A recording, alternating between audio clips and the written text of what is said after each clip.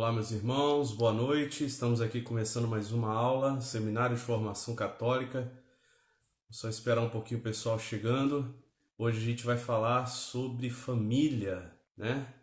Sobre família, sobre o arcanjo Rafael também, que tem tudo a ver com o nosso período agora de Quaresma de São Miguel, né?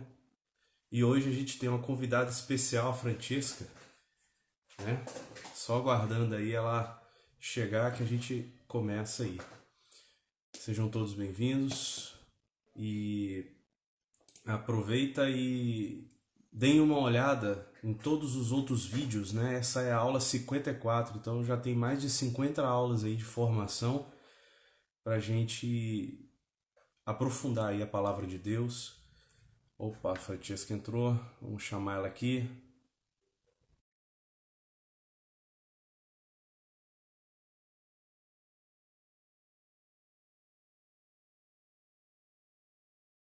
Aí para a gente conversar, falar da palavra de Deus. Opa, Francesca, boa noite.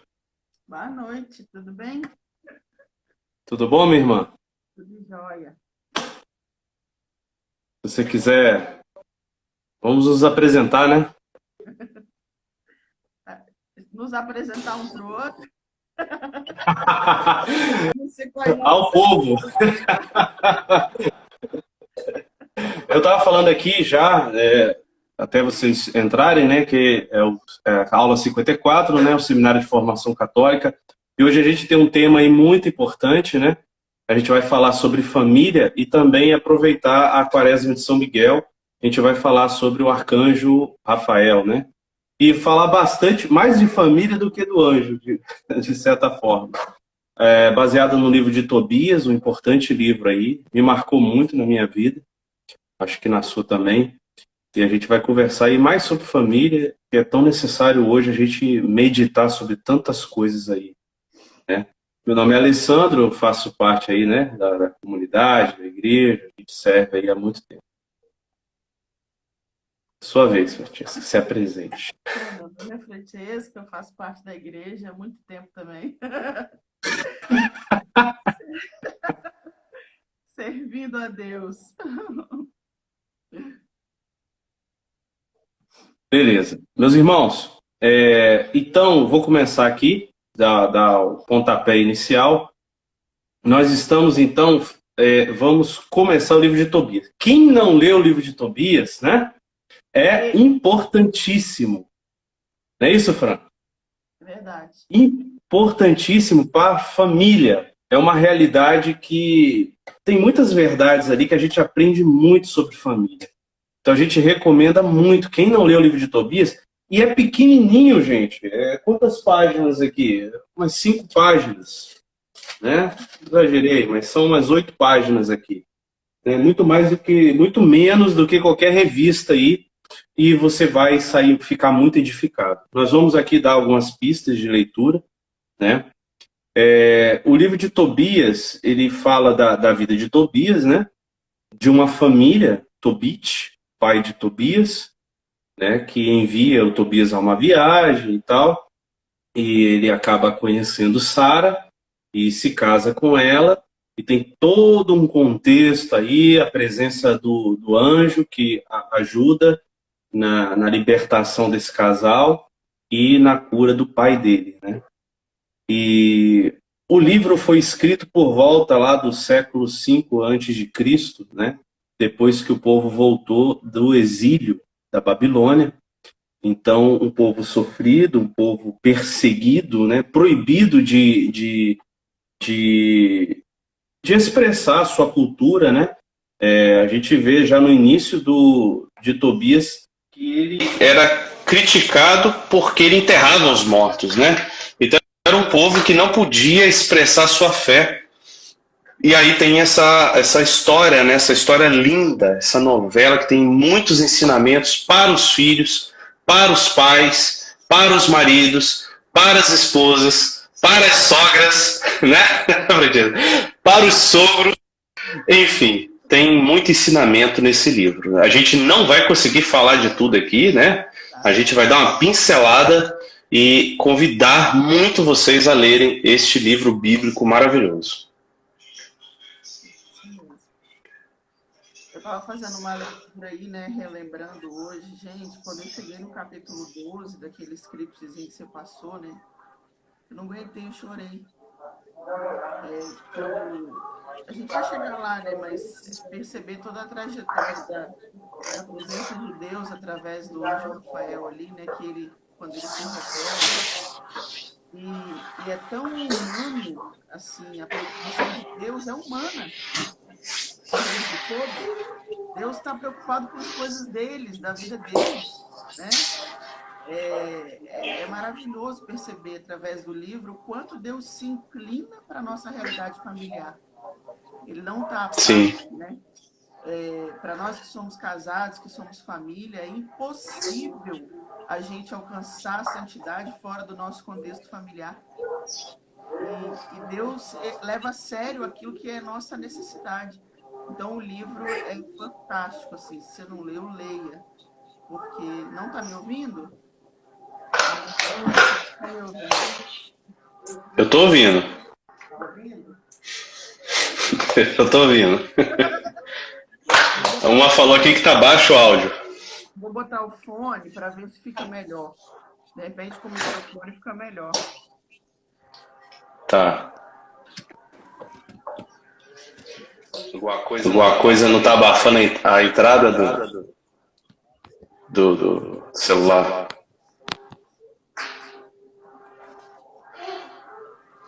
Vê se a voz vai melhorar aí, gente. Melhorou bastante. Melhorou o áudio? Sim. Show. Então tá bom.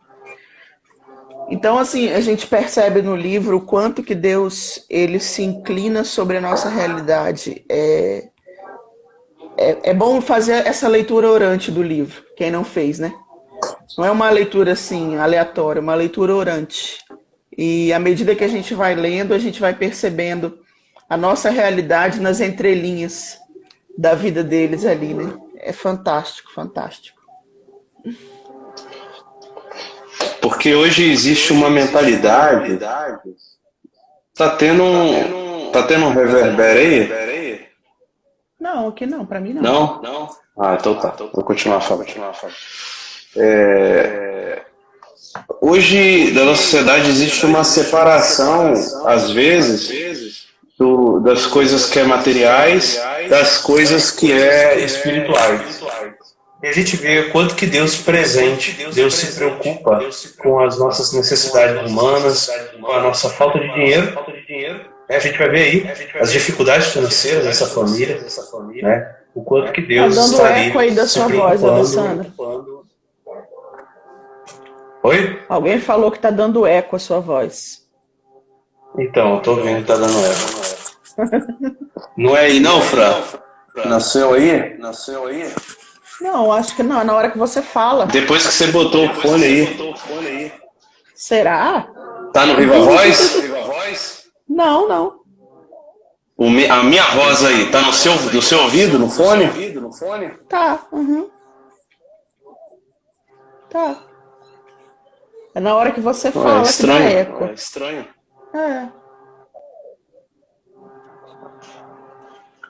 Bem, eu vou tirar o fone meu, então, porque o meu tô no fone. Você tá no fone com Bluetooth? Isso. É isso. Fica ruim com Bluetooth.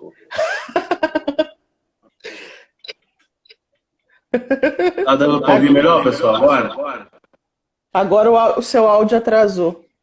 Você tem fone de ouvido comum assim? Ah, tem em algum lugar aí. Agora melhorou. Pra mim melhorou. Beleza. Então vamos lá. Ah, show. Agora ficou bom. Ficou bom? A sua voz. Beleza. Eu tô caçando o fone aqui. Francesca, pode começar aí. Vamos lá. Tobias, capítulo 1. Ai, Senhor. Vamos lá, então. Do capítulo 1 até o capítulo 3, né? Me acertar. Agora continua dando eco, hein? É? Ainda tá com eco. Eu acho que é aí no seu, filho. Pera aí, então, deixa eu tirar aqui. A minha voz não tá. Agora sim. Todo mundo me escuta bem aí? Vê se está dando para me ouvir bem. Vai sem fone mesmo. Vocês estão me escutando bem, gente? Minha voz está chegando baixa ou normal? Dá um feedback para a gente aí. A voz está chegando baixa ou normal? Tá normal, Marina? Show. Você está me ouvindo, Alessandra? Tô ouvindo normal. E vocês aí, estão me ouvindo? Dizendo que seu áudio tá baixo. Não estou entendendo aqui. Geralmente o meu telefone é. O seu áudio para mim tá normal. O seu também, para mim, tá normal. Ah, o pessoal tá falando aí, ó, tá baixo, tá Francine voz. Não. Agora tá bom. Sem eco, né? Tentem colocar o fone aí, vocês. Eu acho que aí vai ficar melhor para vocês escutarem, né? De repente, colocando o fone, fica melhor para vocês ouvirem, se a minha voz estiver baixa aí. Tá? Tentem colocar o fone de ouvido, vocês. Que aí eu acho que vai ficar mais nítido. Ah, a Carla tá falando aí, um fica mais baixo que o outro mesmo. Então, vamos lá. O meu telefone tá no máximo aqui. O meu também. Volume. Volume máximo. Mas vamos lá, senão o tempo aqui passa muito rápido. É. O tempo da live passa muito rápido, né? Então, no capítulo 1, começa a narrativa, né? Tem uma parte da narrativa em primeira pessoa, depois muda, né? A narrativa do livro.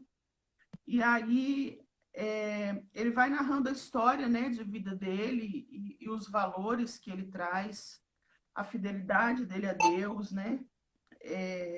A caridade que era tão assim intrínseca, né, na vida de Tobit, a caridade, o amor ao próximo e a capacidade que ele tinha de, mesmo estando em terras estrangeiras, né, mesmo estando com um povo que não tinha o costume dele, que não tinha as práticas espirituais dele, ele se mantinha fiel a Deus ali, né? Ele não se deixou levar em nenhum momento. Ele era fiel a Deus.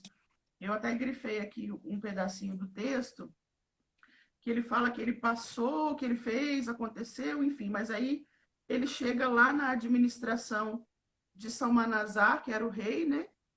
E aí ele fala, eu viajava e eu administrava os negócios, eu virei seu procurador, depositei o dinheiro lá em Rages, né? Que depois a história segue para lá, enfim.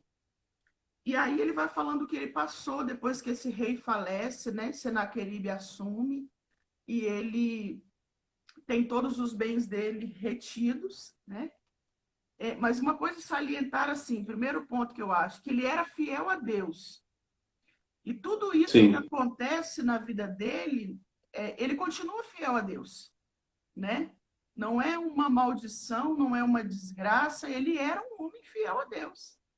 E aí muda de rei, e o rei não gosta que ele tinha a prática de sepultar os mortos, né? De dar um sepultamento digno àqueles que eram da família dele, aqueles que tinham as mesmas práticas espirituais, a fidelidade a Deus como ele. O rei não gosta disso e resolve mandar matá-lo, então ele foge. E quando ele foge, os bens são retidos, mas ele continua fiel a Deus. E aí depois o outro rei assume, Azaradon assume, e ele volta, porque um sobrinho dele vai trabalhar com esse rei. Esse Senaqueribe, ele é assassinado, né, pelos seus dois filhos, e ele volta então porque o sobrinho dele intercede para ele voltar, e aí ele volta. E retoma ali a sua vida, suas práticas, enfim. Aí tem uma passagem interessante que quando ele está lá jantando, né, pronto para jantar, o filho vem e fala que alguém morreu, estava em praça pública. E ele larga, eu estou salientando isso aqui, porque depois tem uma parte muito linda, né, que o anjo fala sobre isso. Ele larga ali o prato dele intacto e ele vai socorrer aquele homem. Ele vai sepultar aquele homem. Então, Tobit tinha uma vida marcada pela fidelidade. E essa fidelidade a Deus levava ele a transbordar a caridade na vida de outras pessoas. Levava ele a transbordar esse amor a Deus que ele tinha. Ele transformava isso em atitude na vida dos outros, daqueles que estavam ao seu redor. E ele mesmo fala isso, né? Eu dei esmola, eu ajudei, enfim. E aí depois ele fica cego, né? Ele tá lá. É até engraçado, né? É Essa bom parte. ressaltar, Fran, Ah, é bom ressaltar que naquele tempo o pessoal pagão, né, eles não davam valor nenhum para o corpo. Então a pessoa sim, morria, comida para animal, virava comida para animal, ficava lá na praça, eles estavam nem aí. E para o judeu, não, o corpo é algo sagrado, é algo sagrado, é algo que precisa ser sepultado. Então ele corre o risco, né?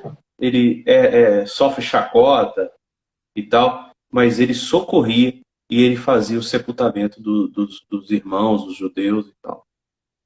o Então, é esse texto fala contexto, isso. porque hoje a gente está tão acostumado, né? Normal a gente sepultar alguém, né? Mas na época não. Então ele corria risco fazendo isso, né? É verdade. E o texto até fala, né, que antes ele fugiu de medo e agora ele era motivo de chacota dos vizinhos.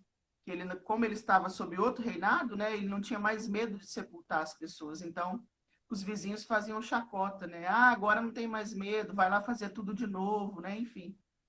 E aí depois ele fica cego, né?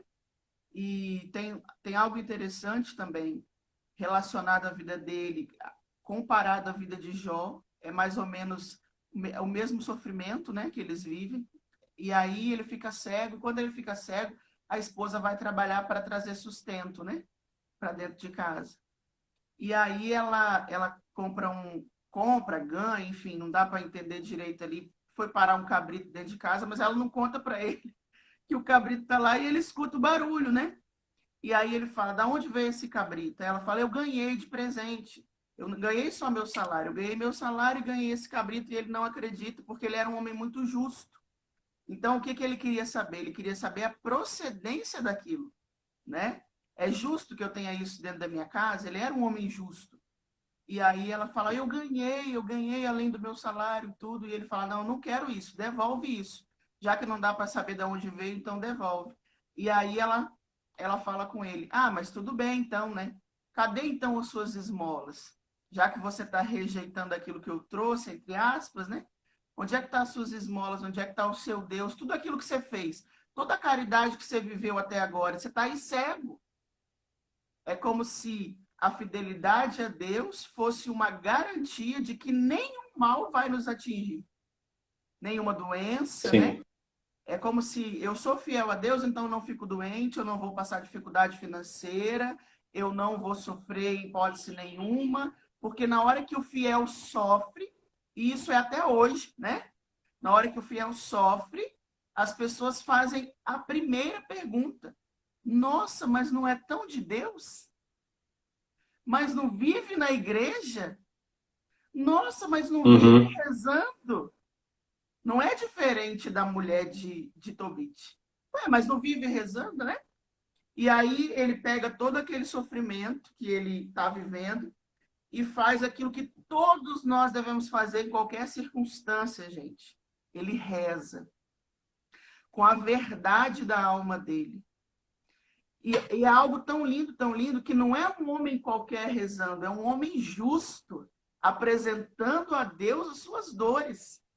É um homem fiel, apresentando a Deus as suas dores. Ele se curva nesse momento, né, diante de Deus. E ele fala assim, Senhor, tu és justo e justas são as tuas obras, todos os teus caminhos são graça e verdade. Ele vai rezando. E chega uma parte no versículo 6 do capítulo 3 que ele fala assim, e agora, Senhor, trata-me como te aprouver.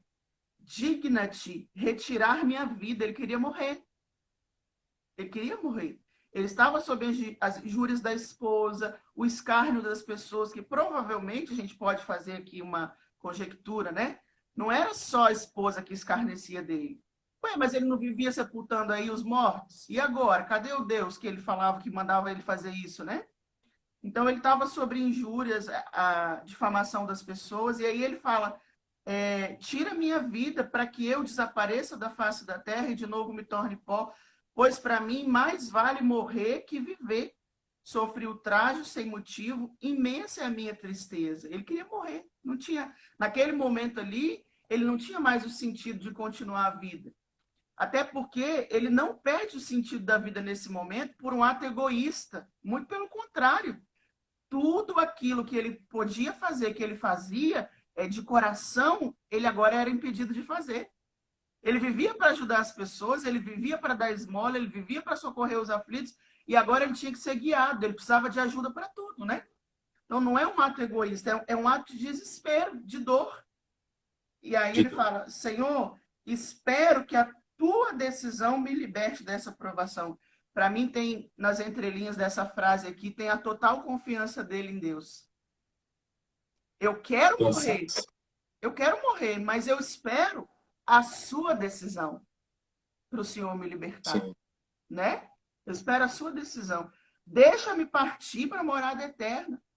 E não afastes teu rosto de mim, pois é melhor eu morrer do que passar a vida aguentando todo esse mal inorexado, né? Que ele fala aqui, esse mal que não vai se aplacar, que não vai mudar. Então, ao depositar a confiança em Deus, que a história começa toda a mudar, né? Que você fala essa novela que é o livro.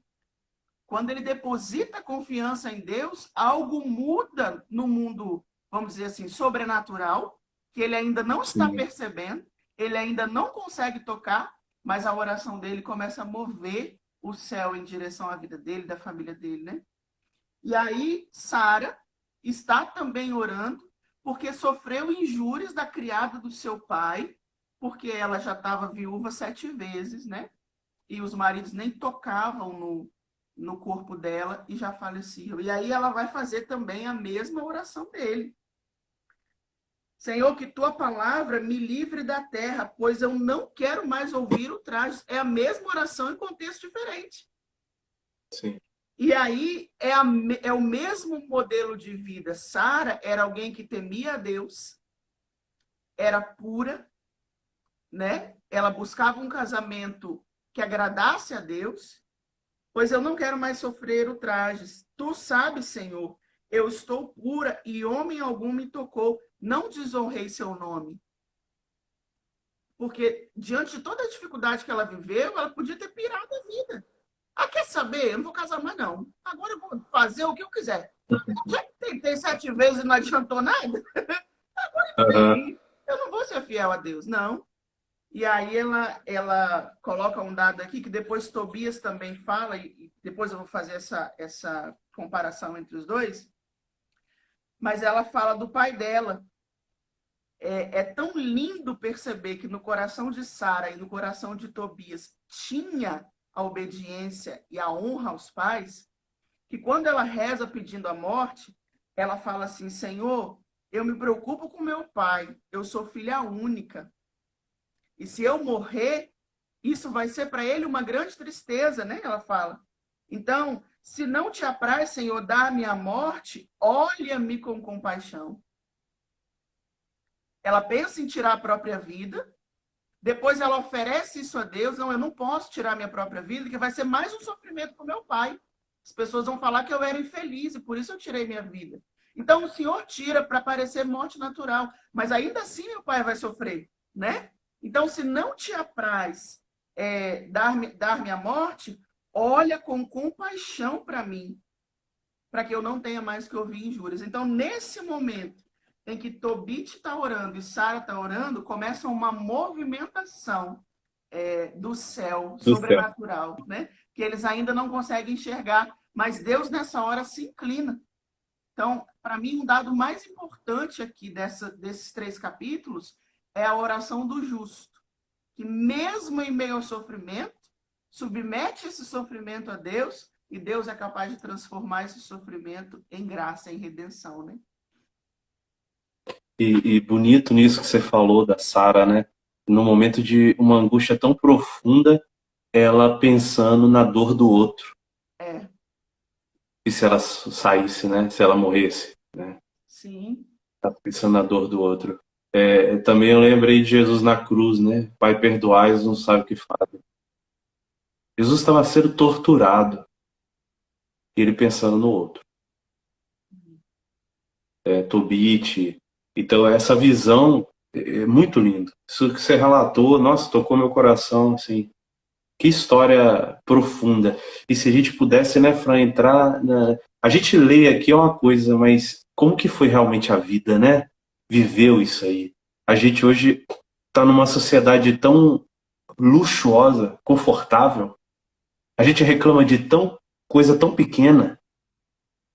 E olha esses homens mártires da fé, quanto que sofreram e foram fiéis. E estavam ali, persistindo, perseverante.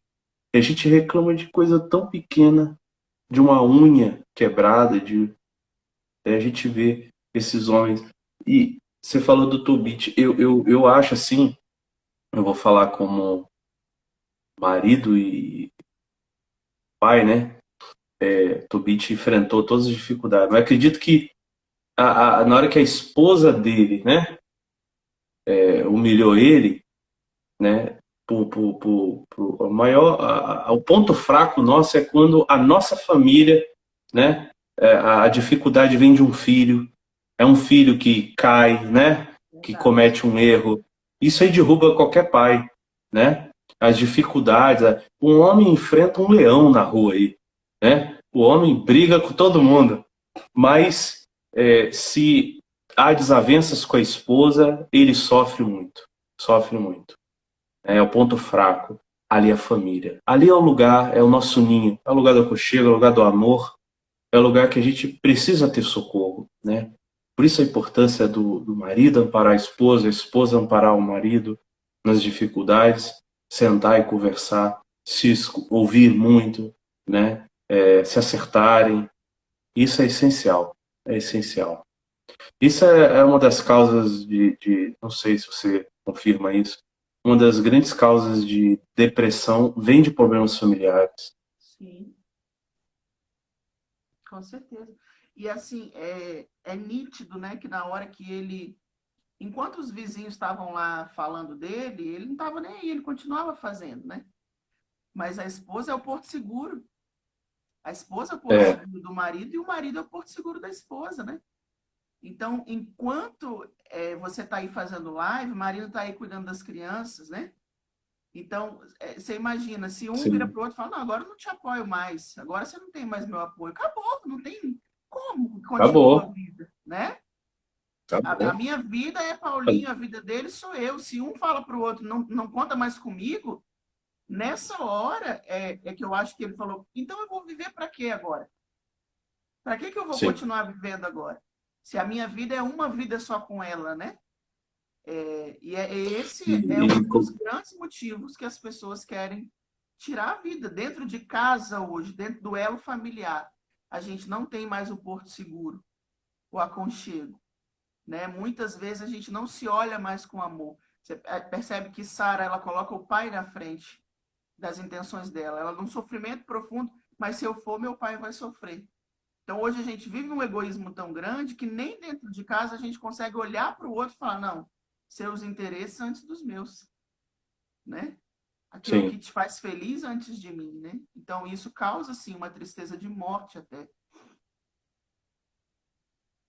até no início aí dessa ideia do seminário de formação, né, de leigo para leigo, nas primeiras aulas você vai ver lá eu agradecendo a minha esposa, porque é ela que patrocina tudo isso aqui, né? Eu Ela sei. é a agente principal. Pois é. Então, e aí a gente vê que Tobit chama Tobias. Tobit é o pai. Aí agora entra Tobias na cena, né? Tobias é o filho de Tobit, né? Esse senhor que enterrava os mortos, que a esposa falou, tal. Então o jovem Tobias na história. E aí então o Tobit fala assim, olha, eu tenho um dinheiro lá em terras longínquas com um tal de Gamael, sei lá, esqueci o nome agora. Eu quero que você vá lá pegar esse dinheiro, porque é parente, tudo é parente, né? Sara também faz parte da mesma tribo, né? Então, é tudo família, uma família gigante, uma família imensa. E aí, ele, então, chama o filho para pegar esse dinheiro que um parente deles estava devendo, com certeza ia pagar, e que eles estavam passando necessidade, né? Olha que interessante, passando necessidade. Vai lá, meu filho, viaja, eu não posso viajar e tal. E aí, mas aí, como o Tobit estava cego, né? Já velho, ele não tinha expectativa de talvez ver o filho, né? Voltar e tal. Então, o Tobit, ele faz uma lista de conselhos que é uma coisa maravilhosa. Capítulo 4. Uma lista de conselhos de pai para filho. Que aqui todos nós temos que ler devagarinho para mergulhar no que fala aqui, né? Eu vou ler alguns trechos aqui. Ele já começa falando assim: chamou o seu filho, ouve, meu filho, as palavras que te vou dizer, e faze que elas sejam em teu coração um sólido fundamento. Quando eu tiver morrido, você vai me dar sepultura, honrarás tua mãe todos os dias da sua vida, porque te deves lembrar de quantos perigos ela passou por tua causa, quando te trazia em teu seio. Quando ela, por sua vez, tiver cessado de viver, tu a enterrarás junto de mim. Quer dizer, honra tua mãe. Não importa. Não importa quem ela é, né? Ela que juriou ele, né? Não importa quem ela é. Honra tua mãe. Ela sofreu, ela te carregou no seio, né? Honra tua mãe. Não tem conversa. Não importa quem é sua mãe. O jeito que for, pecador, honra a tua mãe. Essa é a norma. Não tem conversa aqui, né? E aí ele continua. Quanto a ti, conserva sempre em teu coração o pensamento de Deus. Quer dizer, guarda sempre no coração o pensamento de Deus. Lembrar de Deus todos os dias, durante o dia inteiro, se possível, lembrar de Deus, né? A gente estava conversando aí no grupo de oração na sexta-feira, né? Como que Jesus, ele quer fazer parte da nossa vida, ele quer ser lembrado. A gente estava lendo uma profecia de uma mística e Jesus falando, né? Conversem comigo. Ao acordar, nos problemas de vocês, eu estou aqui do lado de vocês. Eu não sou um Deus ausente. Eu sou um Deus presente. Então a gente deixar Deus fazer parte. É isso aqui que viveu Tobias, Tobit, né? Sara. E aí continua. Guarda-te de consentir jamais no pecado e de negligenciar os preceitos do Senhor nosso Deus. Quer dizer, os mandamentos, né? E olha que bonito isso aqui, Fran. Dá esmola dos teus bens e não te desvies de nenhum pobre. A gente tem falado muito sobre isso, né? Não te desvies de nenhum pobre. Ah, não, o Estado tem que dar ajuda. Não, é você. É você. Se a providência colocou um pobre te suplicando, ajude. Ajude. Não julgue o que ele vai fazer com a sua ajuda. A sua obrigação é ajudar. Tá aqui, ó. Dá esmola do teu bem e não te desvies de nenhum pobre. Pois assim fazendo, Deus tão pouco se desviará de ti. Sê misericordioso segundo as tuas posses. Se tiveres muito, dá abundantemente. Se tiveres pouco, dá desse pouco de bom coração. Assim acumularás uma boa recompensa para o dia da necessidade. Porque a esmola livra do pecado e da morte, e preserva a alma de cair nas trevas. Gente, isso aqui, por que Jesus, né? Ele vai dizer 3 coisas: a oração, o jejum e a esmola. A gente fala tanto da oração e do jejum, a gente fala pouco da esmola, né? Jesus falava, esse demônio aqui é expulso com oração e jejum. Mas quando Jesus falou da oração e do jejum lá no Sermão da Montanha, ele coloca os 3. Então a esmola tem um poder extraordinário.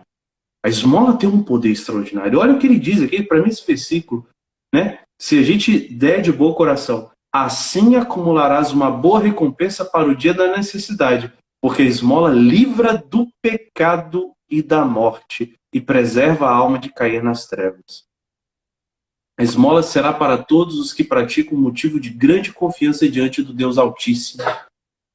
Justamente o fim dos tempos, né? O fim do mundo, o julgamento final. O que Jesus separa? A ovelha dos cabritos. E as ovelhas são o quê? Tive fome e me deste de comer. Tive sede e me deste de beber. Estive nu e me vestiste.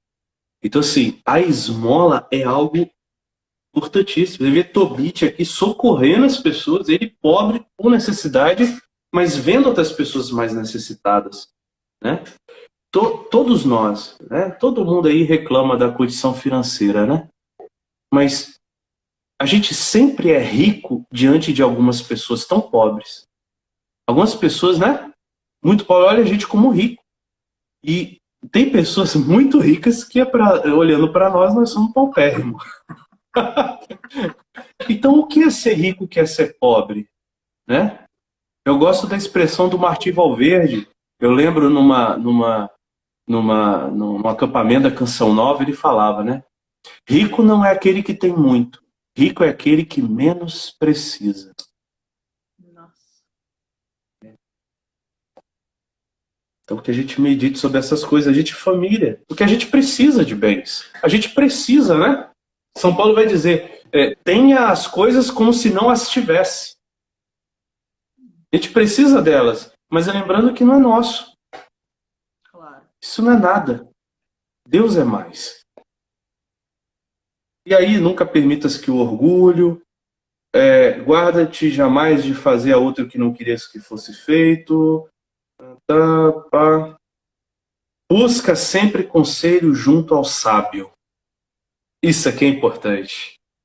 Né? Quantas pessoas hoje querem construir... Primeiro já ferrou tudo, porque cada um quer construir a sua religião e o seu Deus. Né?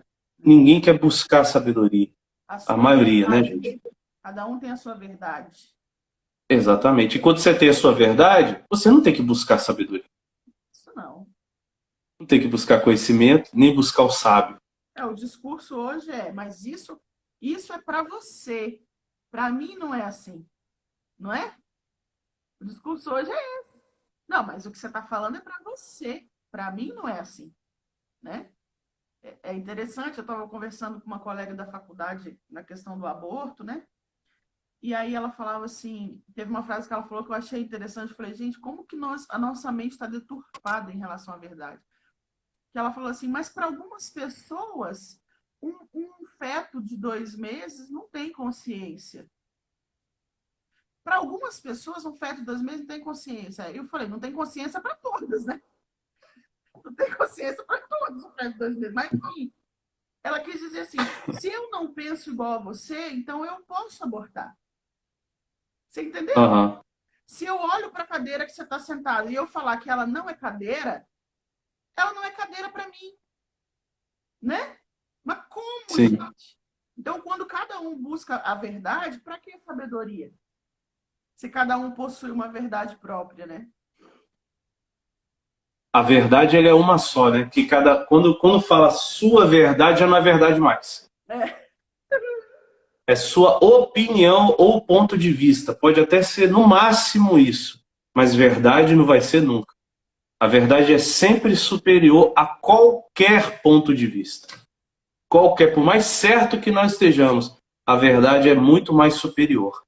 E diante da verdade, toda opinião deve se ajoelhar. A verdade é soberana. Mas infelizmente hoje, né, é o que os papas estão falando, a teoria, a ditadura do relativismo. O relativismo está causando uma ditadura, quer dizer, você tem que se calar, se cale. Não, você não pode falar que aborto é pecado, não, isso é seu ponto de vista, e o meu, e o dele, tu, nós, vós, eles, e aí acabou. Não existe nada é preto, nada é azul, nada é em cima, nada é embaixo, não existe nada. Se não existe nada, acabou. Acabou tudo. Vamos fechar aqui a live, acabou. Para que falar desse livro? E é essa sociedade que está se cavando um buraco e se enterrando. E se autodestruindo. Porque não está buscando a sabedoria. Isso aí. E esse buscar o sábio, Jesus falava, né? Ó Pai, eu te louvo. Porque a vida eterna consiste em que conheçam a Ti e a Jesus Cristo que enviaste. Então a vida eterna é o conhecimento de Deus. Conhecer cada vez mais a Deus. E isso é buscar sabedoria. E a gente precisa de apoio. Quando fala aqui buscar o sábio, né? que era isso no tempo bíblico, no tempo de Jesus? Isso sempre foi na história cristã, meus irmãos. Sempre foi.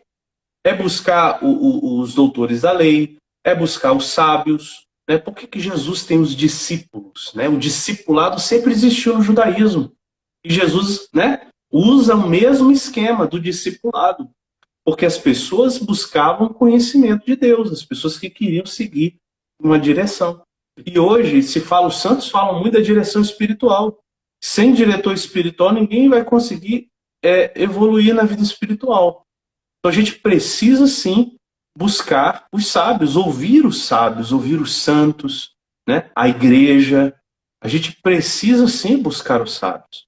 Quem somos nós na cereja do bolo? Somos nada. Nós somos a bosta do cocô do mosquito que está no cavalo. Não somos nada. Nesse mundo, a gente tem que buscar esse conhecimento, buscar essa sabedoria. Ele continua aqui. Busca sempre o conselho junto ao sábio, bendize a Deus em todo o tempo e pede-lhe que dirija os seus passos, de modo que os teus planos estejam sempre de acordo com a sua vontade. Olha aqui que legal isso. Quer dizer, busque o Senhor de forma que os teus planos estejam sempre de acordo com a vontade de Deus. Então, assim, gente, recados aqui. Aí ele vai falar do Gabael lá, para ele buscar lá o dinheiro, e termina dizendo assim: procura viver sem cuidados, meu filho. Levamos, é certo, uma vida pobre, mas se temermos a Deus, se evitarmos todo o pecado, vivermos honestamente, grande será a nossa riqueza. Olha que bonito. Grande será a nossa riqueza. Filho, né? Sim. Isso aqui, gente, isso aqui é uma pregação gigantesca, maravilhosa e profundíssima, porque tem vida aqui. Não é só palavra, né? Tem uma vida aqui por trás, tem uma história cristã, tem todo o Antigo Testamento, tem mártires aqui, tem tudo aqui, com todos esses ensinamentos aqui. Então aí, o pai dele, olha, meu filho, aí ele fala, né, pô pai, eu vou lá buscar o dinheiro, mas eu não sei quem é esse Gabael, eu não sei onde ele mora, como é que eu vou chegar? Como é que eu vou chegar lá? Aí o pai dele, meu filho, procura um guia, né? Aí ele sai, vou procurar. Saiu, na hora que ele sai para fora de casa, topa com quem? Rafael. Azarias. Azarias. Primeira vez, Frank, eu vejo um anjo mentindo. Rafael já está prontinho, né? Para assumir o posto dele e fazer aquilo que foi enviado para fazer, né? Exatamente. E vejo que aí tá lá um homem na frente do Tobias e fala com a mochila, né? Onde você vai? Eu ando por aí e tal. Eu tô querendo ir em tal lugar. Aí ele, não, eu conheço lá o lugar. Falar com o Gabael. Eu conheço o Gabael, já fiquei lá. Já fui na casa dele. E tal. Então tá bom, vamos lá. Antes, né? Hã? Ele deve ter ido lá antes mesmo. Sim, sim. Isso aí eu não duvido, não. Ele fala, né? Já fui lá, já fiz esse percurso várias vezes, ele diz, né? Não duvido, não, mas isso em 2 segundos, né? Claro, É o poder dos anjos. Lembrando, pessoal, que os anjos eles podem se materializar se for da vontade de Deus, né? Então aqui nós temos a figura do arcanjo Rafael, a igreja chama ele de arcanjo Rafael, que aparece então a Tobias. E aí se oferece como o guia, o andarilho guia, para guiá-lo até a casa do parente para buscar resgatar esse dinheiro. E aí o Tobias chama ele para apresentar ao pai. Aí apresenta o pai, mas quem é você? Eu não te conheço. Aí que ele vai falar, né? Eu sou Azarias, filho do grande Ananias. Aí o Tobias, és de uma família distinta. Ah, eu não sei quem é a sua família, né? E aí ele fala, né? Conduzirei o teu filho são e salvo e te trarei de novo são e salvo. E aí o Tobit abençoa, né? Envia eles em viagem. E aí a esposa, né, do Tobit, eles saem para viagem. Beleza. Aí a senhora começa a chorar, né? De desespero. Ah, perdemos nosso filho. Você inventou de buscar dinheiro. E agora ele já tá velho, e a gente não vai mais ver ele. E tal, né? E começou a reclamar. Aí Tobit responde: não chores. Nosso filho chegará são e salvo e voltará também são e salvo para a nossa companhia. Tu o verás com os teus olhos. Estou certo, olha só a fé desse homem. Estou certo de que um bom anjo de Deus o acompanhará e disporá solicitamente tudo que lhe diz respeito, de modo que ele tenha a alegria de voltar a nós. Seu Ouvindo áudio isso, ficou sua ruim mãe aí, Ale. parou de chorar e calou-se. Seu áudio está dando eco agora. Tem algo Oi, bem Fran. interessante. Seu áudio está dando eco agora, ficou meio ruim. É o que a Dóia colocou aqui, né? Como é importante um pai e uma mãe exercer sobre Agora o eu que não filho. estou te ouvindo. Deu eco. Deu eco e Hã? parou. Essa internet doida. Tá me ouvindo? Não? Não, não. Ué. Deixa eu ver se agora eu vou ouvir. A sua voz Fala aí. também sumiu. Vocês estão ouvindo a gente bem, gente? Dá um ok para nós aí. Você tá me ouvindo, Lê? Não estou ouvindo, não. Vanessa falou que para ela tá normal. Sua voz sumiu também, ficou bem baixinha. Tá normal? Então manda bala aí. Então tá. Agora eu tô ouvindo. Melhorou. A Dóia colocou algo bem interessante ali, que ela falou a importância dos pais abençoarem os filhos. É tão interessante ver a autoridade dele de pai, de chefe de família. Ele não se furta isso em momento nenhum. Ele está ali dentro desse contexto familiar como o homem da casa, né? Como o homem da casa. Verdade. E olha, Cego, velho, né? sim. Sofrendo, depressivo, querendo morrer. Sim, em momento nenhum ele deixa de fazer aquilo que é competência dele. Então a mulher esmorece, né? Ah, meu filho, e agora? Não, peraí. Ele vai e vai voltar. A importância do pai e da mãe é exercer sobre o filho a autoridade de abençoar que Deus nos deu, né? A autoridade de criar filhos, para quem tem filho pequeno, confiantes. De não criar filhos inseguros, da importância de dizer palavras de bênção para os filhos, colocar neles a capacidade deles confiarem em si mesmos. Tobit aqui envia Tobias para algo que ele mesmo iria fazer se ele tivesse bom, né?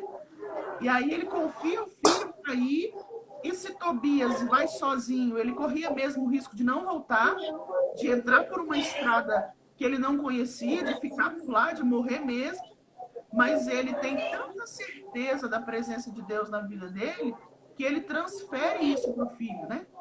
E diz para a esposa, ele vai voltar, e você vai ver ele voltar, porque o anjo do Senhor vai acompanhar.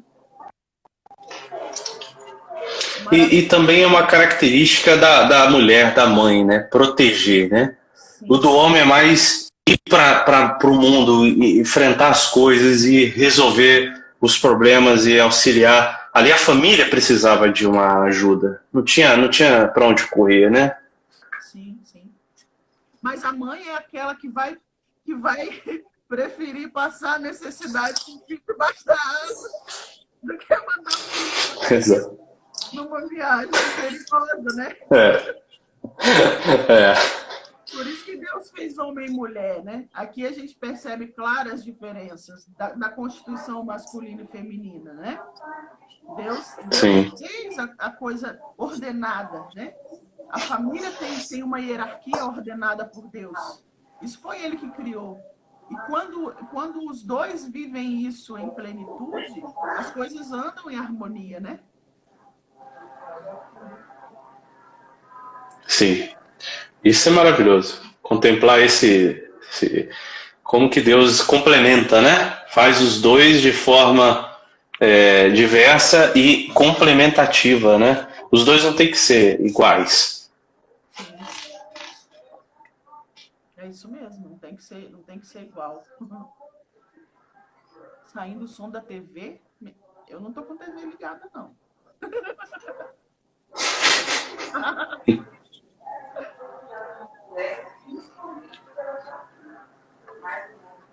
Aqui também não tem TV, não.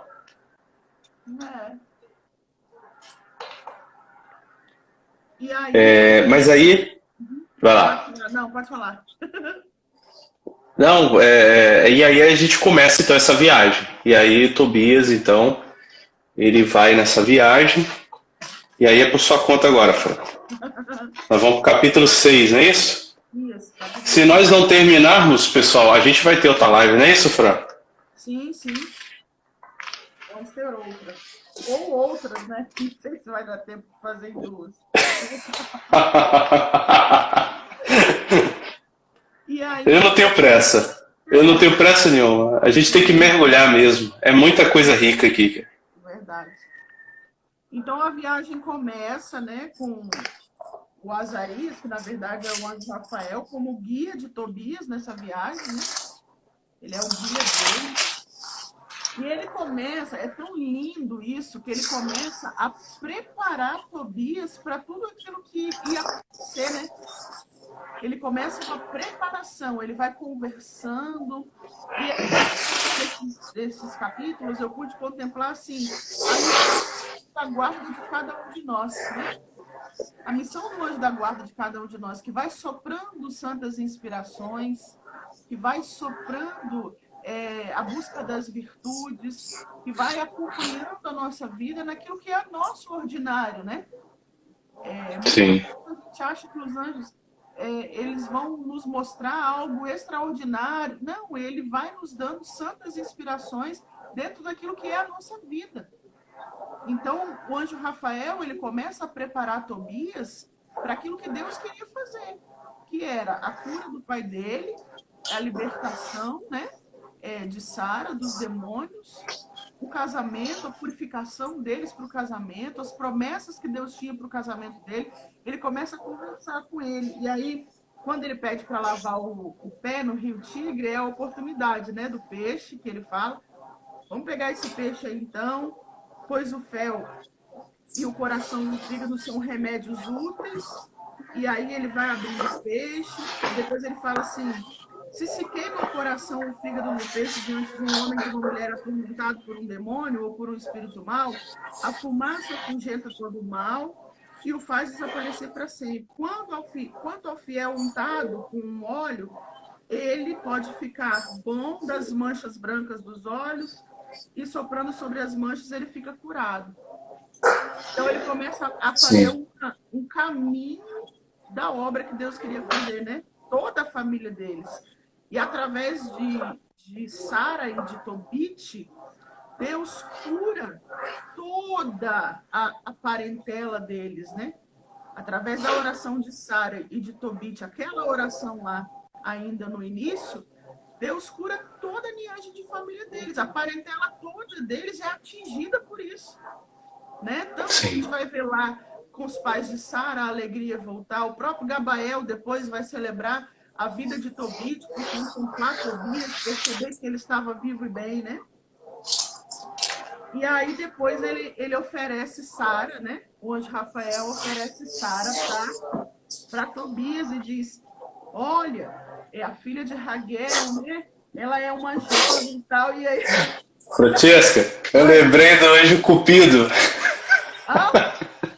Cupido? Ele começa a fazer essa Esse papel mesmo da junção, né? E aí a palavra fala algo bem interessante aqui, que eu anotei.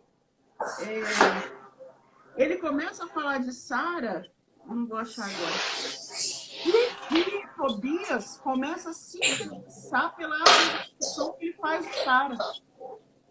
Mesmo sabendo que ela era atormentada pelo demônio Asmodeu, né? Tanto que ele apresenta, ele fala, não, mas essa Sara aí não é aquela que já morreu 7 maridos, você tá me oferecendo essa daí mesmo que você tá me oferecendo? Ela 7 maridos, e aí ele fala, sim, mas é porque esses maridos não eram para ela, e tal, não buscavam a Deus, né? Faz toda essa discussão. Então eles chegam... Lembrando que aqui, Tobias ainda não sabia que era um anjo. Não. Era um andarilho que estava aconselhando, né? É isso mesmo. E ele fazendo tudo certinho. E eu abro um parênteses para salientar assim, a capacidade que Tobias tinha de ouvir e de obedecer. Isso não é à toa, para nós que somos pais, é um dado muito importante da gente observar. Ele foi treinado para a obediência. Ele foi educado na obediência. Ele não era um jovem comum. Ele era um jovem que trazia valores dentro dele. Então, quando alguém que é mais velho, que está numa posição de ajudá-lo, né? Porque a posição de Rafael ali, quanto a Azarias, era essa, de ser o guia dele. Então, ele tinha uma mente formada. Se é alguém que eu devo obedecer, eu vou obedecer. É lindo observar isso, né? O coração dele era um coração formado para a obediência. Por isso que Rafael vai falando e ele vai fazendo. Ah, é para fazer isso com peixe? Então vou levar. Ah, é para passar na casa de Raguel? Então nós vamos passar. Né? Porque ele tinha um treinamento, uma educação dos pais da importância, aquilo que a gente fala para os filhos, obedece os mais velhos, né? Esse rapaz, Tobias, era treinado nessa educação. Por isso que ele tem docilidade ali para poder obedecer, porque senão ele podia questionar. Mas um peixe? Eu nunca vou fazer um peixe, eu nunca vi isso em lugar nenhum, eu não vou fazer isso, como os jovens de hoje, né? Tudo tem que ter um porquê. E essa educação moderna nos faz falar isso para os filhos, né? Essa educação, essas correntes modernistas de educação, não, tudo você tem que dar uma justificativa, tudo você tem que compartilhar com seu filho, a opinião dele também é importante. Você tem... Não, peraí, o filho é o filho, tem o lugar dele dentro de casa. Mas não é tudo que os pais tomam decisão que eles têm que justificar para o filho. Senão, esse filho ele não é treinado para obedecer, ele não é treinado para ter um coração doce para ouvir. Ele vai achar que ele é sempre o dono da verdade, que ele não pode nunca baixar a cabeça. Então, Tobias, ele tinha essa capacidade porque ele recebeu do pai. A gente volta nas instruções que você leu, né? Meu filho, presta atenção nos anciãos. Presta atenção naqueles que têm capacidade de te ensinar. Então, ele vai colocando essa capacidade dele à mostra aqui, através dessa conversa aqui com o Rafael, né? Então... Francesca, o horário aqui já deu 11 horas. Eu não sei se já está fechando. Cheia de graça. Vamos terminar com essa questão da obediência, né? Sim. E a gente continua na próxima aí, né? Nós vamos avisar aí. E eu vejo que realmente na hora que der o aviso aqui, dá o aviso 30 segundos, né? Sim. Uhum. Ele avisa? 30 segundos, né?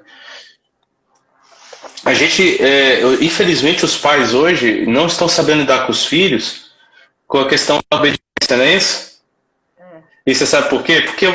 Porque eles inconscientemente não sabem, mas estão obedecendo um padrão de educação ensinado para eles por nada menos do que Rede Globo, do que a televisão, do que esse modernismo. Pai e mãe, você não sabe o que fazer com o seu filho porque você está educando o seu filho conforme os padrões daquele veneno que aparecia para você todos os dias ali na televisãozinha. Agora está terminando, Francesca. Na próxima, então, a gente continua. Francesca, pode encerrar aí. Vamos pedir a Deus que nos abençoe, então, né? E vai reverberando tudo aquilo que a gente partilhou dentro do nosso coração. Porque se a gente conseguir praticar dentro desse livro essa docilidade de Tobias, a gente tem uma transformação de vida.